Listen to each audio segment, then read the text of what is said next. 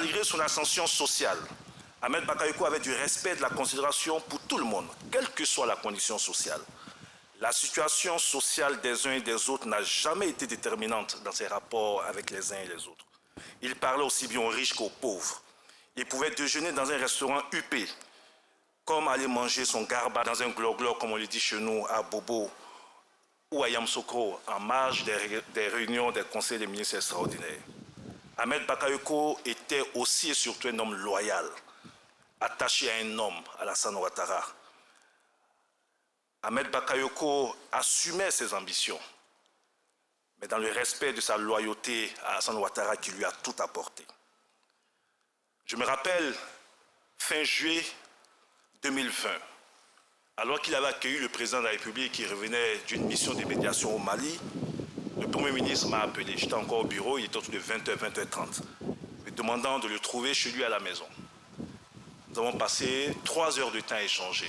Mais ce que je retiens, c'est qu'en cette période, fin juillet 2020, alors que beaucoup estimaient que son heure avait sonné et qu'avec le décès du Premier ministre, Amadou Gon Coulibaly, son heure avait sonné pour être notre candidat à l'élection présidentielle, le Premier ministre Ahmed Bakayoko m'a dit « Touré, tu sais, tous ceux qui s'agitent autour de moi, tous ceux qui s'agitent, le font pour eux-mêmes. L'homme de la situation, c'est le président Alassane Ouattara. Nous devons être soudés derrière le président Alassane Ouattara. » En réalité, il enfonçait une porte déjà ouverte. Monsieur le Président de la République, la loyauté du Premier ministre Ahmed Bakayoko s'est manifestée dans les différentes fonctions que vous lui avez confiées.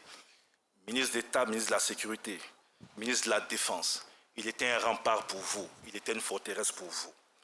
C'est pour cela que je voudrais me faire le porte-parole de l'ensemble de ces jeunes, certains avec qui j'ai parlé. Nous vous savons durement éprouvés, nous vous savons effondrés. Monsieur le Président de la République, comme hier pour Amadou Gon Coulibaly, aujourd'hui pour Ahmed Bakayoko, votre fils, vous devez rester debout. Pour la jeunesse ivoirienne, vous devez rester debout. Pour la Côte d'Ivoire, vous devez rester debout. Pour la sous-région, vous devez rester debout. Et nous prenons l'engagement, l'ensemble de ces jeunes qu'Ahmed Bakayoko a mobilisés toutes ces années autour de vous, de constituer une forteresse autour de vous pour les batailles à venir.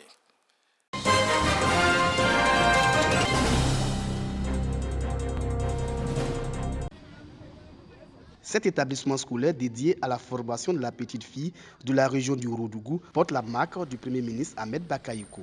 Entièrement financé par Ahmed Bakayoko à hauteur d'1 milliard de francs CFA, ce lycée répond à un défi. Ahmed Bakayoko a décidé d'aider la jeune fille du Ourodougou en offrant ce cadre d'études.